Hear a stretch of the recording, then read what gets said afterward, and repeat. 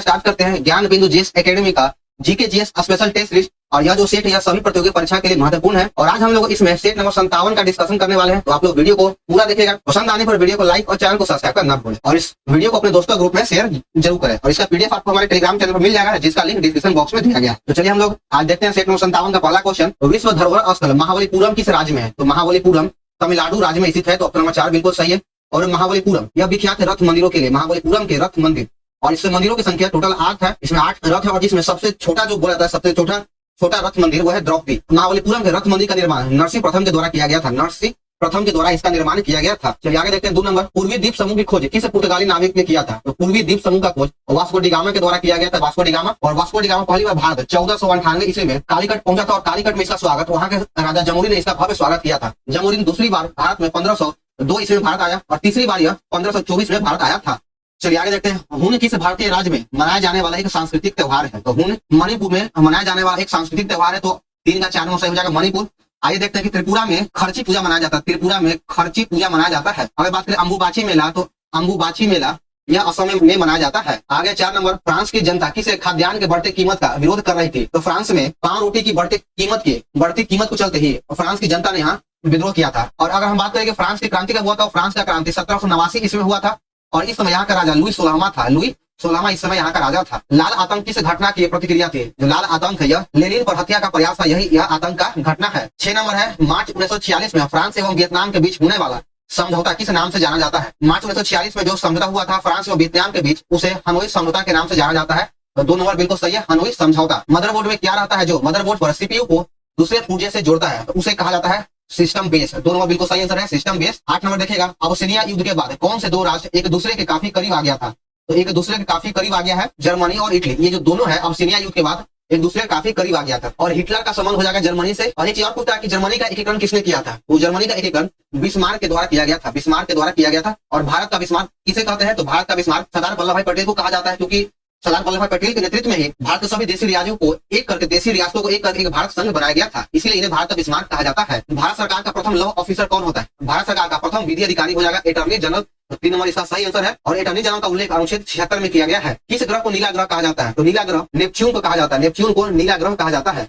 Venus को चमकीला ग्रह भी कहा जाता है। वीनस को चमकीला ग्रह कहा जाता है। अनिमेष लोचन चैत्य कहाँ स्थित है? ये जो अनिमेष लोचन चैत्य यह बोध गया में स्थित है। तो 1 नंबर आपका सही आंसर हो जाएगा बोध गया। और इसका संबंध बौद्ध धर्म से है। अगर बात करें वैशाली में, तो बौद्ध धर्म का जो था दूसरा बौद्ध संगीति वैशाली में हुआ था। और तीसरा बौद्ध संगीति पाटलिपुत्रा में हुआ। और चौथा बौद्ध संगीति हुआ था कुंदनवन कश्मीर में हुआ था। और पहला बौद्ध संगीति हुआ था गिरिबीज या राजगिरी कह सकते हैं। गारो खासी जयंतिया एक भाग है किस पठार का? तो ये जो तीनों है गारो खासी जयंतिया यह जो है प्रायद्वीपीय पठार का भाग है। प्रायद्वीपीय पठार का भाग है। तो 2 नंबर बिल्कुल सही आंसर है। राठी किस पशु की नस्ल है? ये जो राठी है यह गाय की नस्ल है, गाय का नस्ल है। लोकेश्वर शतक के रचयिता थे। लोकेश्वर शतक किसके रचयिता है? तो आंसर हो जाएगा बाह्यदत्त, ब्रजदत्त। ऑप्शन नंबर 2 बिल्कुल सही है, ब्रजदत्त। यहाँ पर देखिए संध्याकर नंदी दिया गया है। तो संध्याकर नंदी का संबंध हो जाएगा रामचरित्रम से। रामचरित्रम का लेखक हो जाएगा संध्याकर नंदी। संध्याकर नंदी इसका लेखक है। चलिए आगे देखिए 15 नंबर। इलाहाबाद हाई कोर्ट की स्थापना किस गवर्नर जनरल के कार्यकाल के दौरान हुआ था? इलाहाबाद हाई कोर्ट की स्थापना लॉर्ड लॉरेंस के कार्यकाल में किया गया है। तो 2 नंबर बिल्कुल सही, लॉर्ड लॉरेंस। इससे जुड़ी एक चीज और देख लीजिएगा, 1862 ईस्वी में इस हाई कोर्ट की स्थापना आगरा में किया गया था। आगरा में 1862 में हाई कोर्ट का स्थापना किया गया। फिर इसे कालांतर में कुछ वर्षों बाद 1866 ईस्वी में इसको ट्रांसफर करके इलाहाबाद कर दिया गया। इलाहाबाद कर दिया गया और फिर इसका नाम इलाहाबाद हाईकोर्ट कर दिया गया। महात्मा गांधी के द्वारा उनकी प्रसिद्ध पुस्तक हिंद स्वराज किस वर्ष लिखा गया? हिंद स्वराज पुस्तक महात्मा गांधी के द्वारा लिखा गया और यह 1909 ईस्वी में लिखा गया था। अगर यहाँ महात्मा गांधी का जिक्र आया है तो महात्मा गांधी का जन्म 1869 ईस्वी में हुआ था। और महात्मा गांधी 1891 ईस्वी में अफ्रीका चले गए। और भारत 9 जनवरी 1915 ईस्वी को यह भारत आया था। इसलिए 9 जनवरी को प्रतिवर्ष प्रवासी भारतीय दिवस मनाया जाता है। निम्नलिखित में कौन सा क्षेत्रीय राजनीतिक दल है? इसका सही आंसर हो जाएगा option number B, Akali Dal एक राजनीतिक क्षेत्रीय राजनीतिक दल है। संविधान सभा के कार्यकारिणी संबंधी समिति के अध्यक्ष कौन है? यानी संविधान सभा के कार्यकारिणी फंक्शनल यानी कार्य करने की समिति का अध्यक्ष हो जाएगा के ए मुंशी। तो 2 नंबर बिल्कुल सही आंसर है, के ए मुंशी। और यह कांग्रेस के एकमात्र मेंबर है जो प्रारूप समिति में थे। आगे देखिए 19 नंबर में किस चोल शासक ने अपने यशस्वी विजयों का समापन मालदीव द्वीप समूह की विजय से किया था? तो इसका सही आंसर हो जाएगा ऑप्शन ए, राजराज प्रथम। 1 नंबर सही है। भगवान बुद्ध की प्रतिमा कभी कभी एक हस्त मुद्रा युक्त दिखाई गई है जिसे भूमि स्पर्श मुद्रा कहा जाता है। यह किसका प्रतीक है? तो यह ऑप्शन को देखते हैं। मार्ग पर दृष्टि रखने एवं अपने ध्यान में विघ्न डालने से मार्ग को रोकने के लिए, बुद्धि का धरती का आह्वान, मार्ग के प्रलोभन के बावजूद अपने सुचिता एवं शुद्धता का साक्षी होने के लिए बुद्ध का धरती का आह्वान। तो ये दोनों सही है। तो ऑप्शन डी हो जाएगा, ये अभी दोनों। 16 महाजनपद की सूची उपलब्ध है किसमें? 16 महाजनपदों का सूची का उल्लेख किया गया है अंगुत्तर निकाय में। और अंगुत्तर निकाय का संबंध बौद्ध धर्म से है। 16 महाजनपद का जानकारी हमें एक और चीज से प्राप्त होता है, वह है भगवती सूत्र। भगवती सूत्र से भी हमें 16 महाजनपदों का जानकारी प्राप्त होता है। और इसका संबंध जैन धर्म से है, जैन धर्म से है। ये दोनों अंगुत्तर निकाय और भगवती सूत्र से 16 महाजनपदों की जानकारी प्राप्त होता है। 16 महाजनपदों में भारत में 14 महाजनपद है और 2 महाजनपद ऐसा है जो भारत से बाहर है, वर्तमान भारत के क्षेत्र से बाहर है। हड़प्पाकालीन समाज किन वर्गों में बटा हुआ है? हड़प्पाकालीन समाज विद्वान, योद्धा, व्यापारी एवं श्रमिक में बटा हुआ है, तो 2 नंबर सही आंसर हो जाएगा। आगे देखिए 23 नंबर, लाख बक्स के नाम से किसे जाना जाता है? किस भारतीय शासक को लाख बक्स कहा जाता है? तो लाख बक्स कुतुबुद्दीन ऐबक को कहा जाता है, तो 3 नंबर सही हो जाएगा। इसे लाखों का दान देने के कारण इसे लाख बक्स कहा जाता है। कुतुबुद्दीन ऐबक ने गुलाम वंश की स्थापना किया था और गुलाम वंश का संस्थापक कुतुबुद्दीन ऐबक हो जाएगा। लेकिन अगर पूछे कि गुलाम वंश का वास्तविक संस्थापक कौन है, तो हो जाएगा इल्तुतमिश। इल्तुतमिश इसका वास्तविक संस्थापक था। कुतुबुद्दीन ऐबक के द्वारा कुतुब मीनार का निर्माण किया गया। यह जो कुतुबुद्दीन ऐबक है, यह गौरी का गुलाम था, गौरी का गुलाम था। चलिए आगे देखते हैं 24 नंबर, हुमायूं और शेर खां के मध्य लड़े गए युद्ध में कौन सा युद्ध निर्णायक था, जिसे विजय को उपरांत शेर खां ने शेष आलम एवं शेष आलम उल आदिल की उपाधि धारण किया था? तो यह जो उपाधि है, यह उपाधि चौसा का युद्ध में धारण किया गया था, तो बिल्कुल ऑप्शन नंबर 3 बिल्कुल सही है। और चौसा का युद्ध 1539 ईस्वी में शेर और हुमायूं के बीच में हुआ था। बिलग्राम का युद्ध या कनौज का युद्ध का है, तो यह 1540 ईस्वी में हुआ था। और इसी युद्ध के बाद हुमायूं को अपना दिल्ली की गद्दी छोड़ना पड़ा था। चुनार का युद्ध 1632 में हुआ था। मछलीवाड़ा का युद्ध 1555 ईस्वी में हुआ था।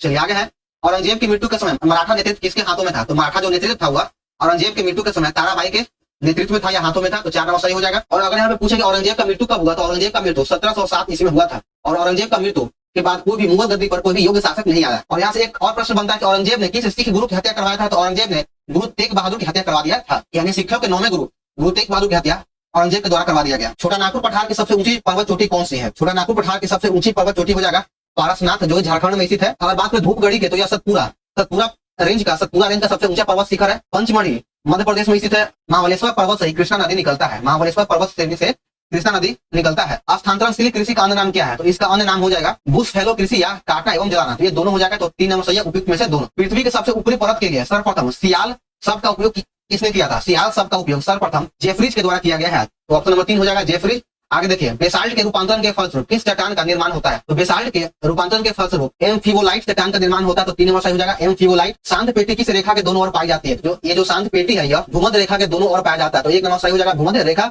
आगे देखिए 31 नंबर, कौन सी नहर बाल्टिक सागर को उत्तरी सागर से मिलाता है? कौन सा नहर है जो बाल्टिक सागर को उत्तरी सागर में मिलाता है? तो इसका सही आंसर हो जाएगा ऑप्शन नंबर 3 कील नहर। कील नहर बाल्टिक सागर को उत्तरी सागर से मिलाता है। और ये जो कील नहर, यह डेनमार्क और जर्मनी के बीच में है, डेनमार्क और जर्मनी के बीच में है, या फिर इसे जोड़ता है या अलग करता है। अगर स्वेज नहर की बात करें तो स्वेज नहर भूमध्य सागर और लाल सागर को जोड़ता है। पनामा नहर जो है प्रशांत महासागर और अटलांटिक महासागर के बीच में, या प्रशांत महासागर और अटलांटिक महासागर को जोड़ता है। अगर सू नहर की बात करें तो यह सुप्रिया झील और हुरुन झील को जोड़ता है। आगे देखिए, जापान का नागासाकी नगर किस द्वीप पर स्थित है? तो जापान का नागासाकी नहर क्यूशु द्वीप पर स्थित है, तो 4 नंबर बिल्कुल सही हो जाएगा क्यूशु। और अगर हम लोग बात करें कि जापान का सबसे बड़ा द्वीप कौन सा है, तो जापान का सबसे बड़ा द्वीप हो जाएगा होन्शु। और इस होन्शु द्वीप पर यहाँ पर टोक्यो, क्योटो और हिरोशिमा जैसे शहर स्थित है। 33 नंबर देखिएगा, ज्वालामुखी गतिविधियों से किस प्रकार की झील बनती है? ज्वालामुखी गतिविधियों से, ज्वालामुखी के कारण कोल्डेरा नामक झील बनता है, तो 3 नंबर बिल्कुल सही आंसर हो जाएगा कोल्डेरा। और देखिए, भारत में सबसे बड़ा लैगून झील हो जाएगा चिल्का झील। चिल्का झील भारत का सबसे बड़ा लैगून झील है। क्षेत्रफल की दृष्टि से विश्व का सबसे बड़ा नदी डेल्टा कौन है? तो क्षेत्रफल की दृष्टि से विश्व का सबसे बड़ा नदी डेल्टा हो जाएगा सुंदरबन डेल्टा, जो गंगा और ब्रह्मपुत्र के संगम से बनता है, गंगा और ब्रह्मपुत्र के संगम से बनता है, और यह पश्चिम बंगाल में स्थित है। अगला क्वेश्चन है 35 नंबर कि बिहार में बहने वाले नदियों में किसका उद्गम अमरकंटक से होता है? तो अमरकंटक से बिहार में बहने वाली नदी सोन नदी का उद्गम होता है, तो इसका 2 नंबर बिल्कुल सही आंसर है सोन नदी। और एक चीज और देखिए कि अमरकंटक से सोन नदी के साथ साथ नर्मदा और महानदी का भी उद्गम होता है। अमरकंटक पहाड़ी से सोन नदी, नर्मदा और महानदी का भी उद्गम होता है। अलीगढ़ आंदोलन का उद्देश्य क्या था? अलीगढ़ आंदोलन का उद्देश्य हो जाएगा भारतीय इस्लाम का उदारीकरण व धार्मिक पुनर्व्याख्या, समाज सुधार व आधुनिक शिक्षा के जरिए भारतीय मुसलमानों का आधुनिकरण। तो ये दोनों आंसर है। A nation in the making नामक पुस्तक का लेखक कौन है? A nation in the making पुस्तक का लेखक हो जाएगा सुरेंद्रनाथ बनर्जी। 3 नंबर सही आंसर है सुरेंद्रनाथ बनर्जी। 38 नंबर देखिए, नागरिक सेवाओं सिविल सर्विस के लिए प्रतियोगी परीक्षा प्रणाली को सिद्धांत स्वीकार किया गया है कब? तो नागरिक सेवाओं के लिए प्रतियोगी परीक्षा को 1853 के अधिनियम में स्वीकार किया गया है, तो 2 नंबर सही हो जाएगा। और नागरिक सेवा के जनक यानी सिविल सेवा के जनक लॉर्ड कॉर्नवालिस को कहा जाता है, लॉर्ड कॉर्नवालिस को कहा जाता है सिविल सेवा का जनक। 39 नंबर देखिएगा, भारतीय दस्तकारी उद्योग के पतन का कारण क्या था? भारतीय दस्तकारी उद्योग के पतन का कारण था अंग्रेजों के द्वारा भारतीय बुनकरों के तैयार माल को कम से कम मूल्य पर लेना, अंग्रेजों के द्वारा कच्चे माल पर नियंत्रण करना, और इंग्लैंड में आयात की जाने वाली भारतीय वस्तुओं पर भारी आयात कर। तो ये सभी रीजन है, तो इसका 39 का 4 नंबर हो जाएगा। ये तीनों रीजन है। आगे देखिए 40 नंबर, कांग्रेस ने किस अधिवेशन में पहली बार कांग्रेस के द्वारा मौलिक अधिकारों और राष्ट्रीय आर्थिक कार्यक्रमों में संबंध प्रस्तावित किया गया है? ये देखिए बहुत ही महत्वपूर्ण प्रश्न है कि मौलिक अधिकार के पूछ दिया जाएगा कांग्रेस से किस अधिवेशन में मौलिक अधिकार का उल्लेख है? तो इसका सही आंसर हो जाएगा ऑप्शन नंबर 1 कराची अधिवेशन 1931। कराची अधिवेशन 1931 में इसका जिक्र किया गया है, या मौलिक अधिकारों के प्रस्ताव को पारित किया गया था। और इस अधिवेशन की अध्यक्षता किसके द्वारा किया गया है? तो कराची अधिवेशन 1931 की अध्यक्षता सरदार वल्लभ भाई पटेल के द्वारा किया गया है, पटेल के द्वारा किया गया। अगर बात करें सूरत अधिवेशन 1907, तो इसमें गरम दल और नरम दल में बंटवारा हो गया था। कांग्रेस का पहली बार बंटवारा सूरत अधिवेशन 1907 में हुआ था, और इसकी अध्यक्षता रास बिहारी बोस के द्वारा किया गया था, रास बिहारी बोस के द्वारा किया गया था। लखनऊ अधिवेशन 1916 इसमें कांग्रेस के नरम दल और गरम दल में एक हो गया और इसे मुस्लिम लीग को भी शामिल कर लिया गया था और इसकी अध्यक्षता अंबिका चरण मजूमदार के द्वारा किया गया था। अंबिका चरण मजूमदार के द्वारा किया गया। अगर हम लोग बात करें कि लाहौर अधिवेशन 1929 तो इसमें कांग्रेस के द्वारा पूर्ण स्वराज यानी पूर्ण स्वराज का घोषणा किया गया था और इसमें इसकी अध्यक्षता पंडित जवाहरलाल नेहरू के द्वारा किया गया था। आगे देखिए 41 नंबर, किसने विवेकानंद को आधुनिक राष्ट्रीय आंदोलन का आध्यात्मिक पिता कहा था? तो इन्हें आध्यात्मिक पिता सुभाष चंद्र बोस जी के द्वारा कहा गया। तो एक नंबर सही हो जाएगा। वेदों में संपूर्ण सच्चाई नहीं थे, यह व्याख्या किसने किया था? तो वेदों में संपूर्ण सच्चाई नहीं थे, यह व्याख्या दयानंद सरस्वती जी के द्वारा किया गया है। तो 2 नंबर बिल्कुल सही हो जाएगा। अगर कहीं पूछे कि आर्य समाज की स्थापना किसके द्वारा किया गया है तो आर्य समाज की स्थापना स्वामी दयानंद सरस्वती जी के द्वारा 1875 ईस्वी में किया गया था। चलिए आगे देखते हैं, निम्नलिखित में कौन सी घटना सबसे पहले हुआ था? स्वामी दयानंद ने आर्य समाज की स्थापना 1875 में किया था। दीनबंधु मित्र नील दर्पण का लेखन, इसका लेखन 1858 से लेकर 1859 में किया गया था। बंकिम चंद्र चट्टोपाध्याय ने आनंद मार्ग का लेखन 1882 ईस्वी में किया है। Satyendra Nath Tagore Indian civil services यानी ICS परीक्षा में सफलता पाने वाले पहले भारतीय कब बने? तो यह 1862 में बने। तो इसमें जो सबसे पहले घटना हुआ था दीनबंधु मित्र ने नील दर्पण का लेखन किया। तो 2 नंबर हो जाएगा इसका सही उत्तर। 44 नंबर देखिएगा, संपूर्ण भारत के लिए एक पृथक विधान परिषद की स्थापना निम्नलिखित में किस अधिनियम में इसका व्यवस्था किया गया है? तो विधान परिषद का व्यवस्था चार्टर एक्ट 1853 के तहत किया गया है। तो 2 नंबर सही आंसर हो जाएगा 1853। निम्नलिखित में अपने किस वाद में सुप्रीम कोर्ट ने कहा कि भारत में केवल प्राकृतिक व्यक्ति को ही नागरिकता दी जाएगी, विधिक व्यक्ति को नहीं? तो यह जो कहा गया यह state trading corporation of India limited बनाम कमर्शियल टैक्स ऑफिसर वाद 1963 के द्वारा कहा गया था। 4 नंबर सही आंसर हो जाएगा। आगे देखिए 46 नंबर, निम्नलिखित में किस संविधान संशोधन के तहत हिंदी भाषा में प्राधिकृत पाठ के संबंध में उपबंध किया गया है? तो इसका सही आंसर हो जाएगा ऑप्शन नंबर ए 58वें संविधान संशोधन के तहत। और इसका हिंदी जो है इसका उल्लेख, हिंदी पाठ का उल्लेख, हिंदी भाषा का उल्लेख भाग 17 में किया गया, भाग 17 में किया गया और इसका उल्लेख अनुच्छेद 343 के 1 में किया गया है। या एक या फिर एक कह सकते हैं या फिर कह सकते हैं, कुछ भी इसे कह सकते हैं। आगे 47 नंबर, वह व्यक्ति जो संसद के किसी सदन का अथवा राज्य विधानसभा का सदस्य है, राष्ट्रपति निर्वाचित होने पर उसे सदन की सदस्यता छोड़नी पड़ती है, यह किस अनुच्छेद में वर्णित है? तो इसका उल्लेख अनुच्छेद 59 में किया गया है। अनुच्छेद 59 के तहत राष्ट्रपति से संबंधित शर्त के बारे में कहा गया है। अनुच्छेद 57 में पुनः निर्वाचन का बात कहा गया है, पुनः निर्वाचन का उल्लेख किया गया है। अनुच्छेद 58 में राष्ट्रपति की योग्यता की बात कही गई, राष्ट्रपति का योग्यता का उल्लेख किया गया है। तो एक बार राष्ट्रपति के सभी अनुच्छेद को देखें तो अनुच्छेद 52 में राष्ट्रपति का पद है, अनुच्छेद 53 में राष्ट्रपति के कार्यपालिका शक्ति है, अनुच्छेद 54 में राष्ट्रपति का निर्वाचन मंडल है, अनुच्छेद 55 में राष्ट्रपति के निर्वाचन का रीति या विधि दिया गया, अनुच्छेद 56 के अंतर्गत राष्ट्रपति के पदावधि दिया गया, पद का अवधि दिया गया, अनुच्छेद 57 में पुनः निर्वाचन, अनुच्छेद 58 में योग्यता, अनुच्छेद 59 में शर्त और अनुच्छेद 60 के अंतर्गत शपथ ग्रहण और 61 में महाभियोग की प्रक्रिया है। चलिए आगे देखते हैं 48 नंबर, विकेंद्रीकरण प्रक्रिया की शुरुआत किस अधिनियम से की मानी जाती है? तो इसका जो प्रक्रिया है यह भारत शासन अधिनियम 1861 के तहत माना जाता है। निम्नलिखित में कौन मौलिक अधिकार नहीं है? तो इन चारों ऑप्शन में से कौन है जो मौलिक अधिकार नहीं है? तो आपका हड़ताल पर जाने का अधिकार यह एक मौलिक अधिकार नहीं है। तो ऑप्शन नंबर 3 हो जाएगा। बोलने का अधिकार का उल्लेख अनुच्छेद 19 के क या 1 में है, व्यवसाय करने का अधिकार 19 के जी में है, धर्म का अधिकार अनुच्छेद 25 में किया गया है। आगे देखिए 50 नंबर, राष्ट्रपति किस अनुसूची के विषय पर अध्यादेश जारी नहीं कर सकता है? किस विषय पर राष्ट्रपति अध्यादेश जारी नहीं कर सकता है? तो सही आंसर हो जाएगा ऑप्शन नंबर सी, राज्य सूची। आगे देखिए 51 नंबर में कहा गया है कि एंगल ड्राइव सर्व, बैक हेड स्लो सर्व, वर्ड ड्यूस या डबल ड्रॉप और फोल्ड सब का उपयोग किस खेल में किया जाता है? तो इसका उल्लेख या इसका उपयोग बैडमिंटन में किया जाता है। 52 नंबर में मिलान करना है, जवाहरलाल नेहरू हवाई अड्डा कहाँ है? तो यह मुंबई में है। सुभाष चंद्र बोस हवाई अड्डा कोलकाता में है। इंदिरा गांधी हवाई अड्डा नई दिल्ली में है। मीनाका हवाई अड्डा चेन्नई में है। तो इसका सही आंसर हो जाएगा ऑप्शन बी 2, 3, 1, 4। राष्ट्रीय शैक्षणिक अनुसंधान और प्रशिक्षण परिषद की स्थापना कब किया गया था? तो इसका स्थापना 1961 के अधिनियम के तहत किया गया है। आगे 54 नंबर में निम्नलिखित में कौन सा मार्शल आर्ट छऊ लोक नृत्य का आधार है? तो छऊ लोक नृत्य का आधार हो जाएगा परिखंडा। तो 3 बिल्कुल सही है, परिखंडा। थोड़ा जो है यह हिमाचल प्रदेश का, यांग टाटा जो है मार्शल आर्ट यह मणिपुर का है, मणिपुर का है। पाब्लो पिकासो कहाँ का था? यानी पाब्लो पिकासो कहाँ का निवासी है? तो यह स्पेन का निवासी है। तो एक हो जाएगा स्पेन। क्षेत्रफल की दृष्टि से जापान का सबसे छोटा द्वीप निम्न में कौन सा है? तो जापान का सबसे छोटा द्वीप समूह हो जाएगा सिकोकू। सिकोकू जापान का सबसे छोटा द्वीप समूह है। भारत के किस राज्य में सबसे ज्यादा उप प्रधानमंत्री दिया है? तो भारत में सबसे ज्यादा उप प्रधानमंत्री गुजरात ने दिया। तो 4 बिल्कुल सही हो जाएगा गुजरात। गुजरात से 2 उप प्रधानमंत्री थे, पहला हो जाएगा सरदार वल्लभ भाई पटेल और दूसरा हो जाएगा लाल कृष्ण आडवाणी। बिहार से मात्र एक हुए उप पीएम हुआ थे जगजीवन राम। महिलाओं के सशक्तिकरण के लिए राष्ट्रीय नीति किस वर्ष अपनाया गया था? राष्ट्रीय नीति 2001 में अपनाया गया है। सबसे छोटी मेमोरी साइज कौन सी है? तो सबसे छोटा मेमोरी साइज हो जाएगा किलोबाइट। ऑप्शन के अकॉर्डिंग किलोबाइट हो जाएगा। ऊंट का पहला क्लोन किस देश ने तैयार किया था? तो ऊंट का पहला क्लोन दुबई के द्वारा तैयार किया गया। तो एक बिल्कुल सही आंसर हो जाएगा दुबई। अगला प्रश्न 61 नंबर, इनमें से कौन सी राशि सदिश नहीं यानी अदिश राशि है? तो इसका सही आंसर हो जाएगा ऑप्शन नंबर ए, शक्ति एक अदिश राशि है। बाकी आपका बल, आघूर्ण, त्वरण, विस्थापन ये तीनों सदिश राशि हो जाएगा। आगे देखिए 62 नंबर, किसी पिंड का वेग समरूप कहा जाता है कब? तो किसी पिंड का वेग का मान और दिशा दोनों नियत होने पर इसे समरूप कहा जाएगा। तो 3 नंबर हो जाएगा। तरंग, चाल, आयाम, तरंगें और आवेदी सभी को क्या कहा जाता है? तो इन सभी को तरंग की विशेषता कहा जाता है। 2 नंबर हो जाएगा। आगे देखिए 64 नंबर, निम्नलिखित में कौन किसी बिंदु स्रोत से उस पर आपतित प्रकाश का समांतर प्रकाश पुंज बना सकता है? तो 64 का सही आंसर हो जाएगा ऑप्शन नंबर ए, अवतल दर्पण और उत्तल दर्पण। अवतल दर्पण और उत्तल लेंस दोनों। नेत्र लेंस के फोकस दूरी में वृद्धि हो जाती है जब नेत्र की पेशियां क्या होगा? जो नेत्र की पेशियां शिथिल होती है तथा लेंस पतला हो जाता है तो इसकी फोकस दूरी में वृद्धि हो जाता है। निम्नलिखित में किस बिलियन में प्रकाश का प्रकीर्णन हो सकता है? तो कोलाइडी बिलियन में प्रकाश का प्रकीर्णन होता है, तो 2 नंबर हो जाएगा। आगे देखिए 67 नंबर, ब्रह्मांड में किन्हीं दो निकायों के बीच गुरुत्वाकर्षण बल किस पर निर्भर नहीं करता है? तो गुरुत्वाकर्षण बल उनके द्रव्यमान के योग पर निर्भर नहीं करता है, तो 4 नंबर इसका सही आंसर है। आगे देखिए 68 नंबर, हमारे शरीर में नमक की मात्रा कितना % होता है?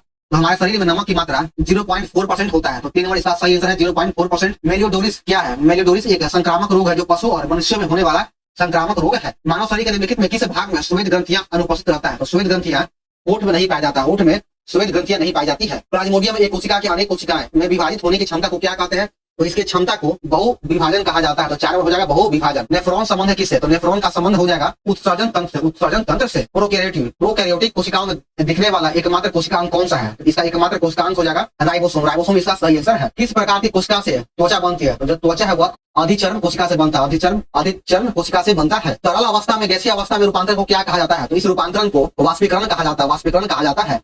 हाइड्रोजन अणु का नाभिक किससे बना होता है? तो हाइड्रोजन अणु का नाभिक केवल एक प्रोटॉन से बना होता है, हाइड्रोजन के नाभिक में केवल प्रोटॉन पाया जाता है, न्यूट्रॉन नहीं रहता है। आगे देखिए 77 नंबर, धोवन सोडा बनाने के लिए इनमें से किस कच्चे माल का उपयोग किया जाता है? तो धोवन सोडा को बनाने में सोडियम क्लोराइड का उपयोग किया जाता है, तो 3 नंबर सही आंसर हो जाएगा NaCl। डाल्टन का आंशिक दाब का नियम निम्नलिखित में से किस समीकरण पर लागू होता है? तो यह H2 + Cl2 पर लागू होता है। निम्न में कौन सा क्षार नहीं है? तो इन चारों में से कॉपर ऑक्साइड एक क्षार नहीं है, तो 3 नंबर इसका सही आंसर हो जाएगा। आगे देखिए 80 नंबर, आवर्त सारणी का आवर्त में बाएं से दाएं जाने पर समांतर परमाणु का कार्य क्या होता है? तो इससे परमाणु का कार्य घटता है, परमाणु का कार्य घटता है। अभ्यास साझा तकनीक 2024 का संदर्भ निम्नलिखित में से कथनों पर विचार कीजिए। तो 81 में देखते हैं, यह भारत और सऊदी अरब संयुक्त सेना अभ्यास है, तो बिल्कुल सही है।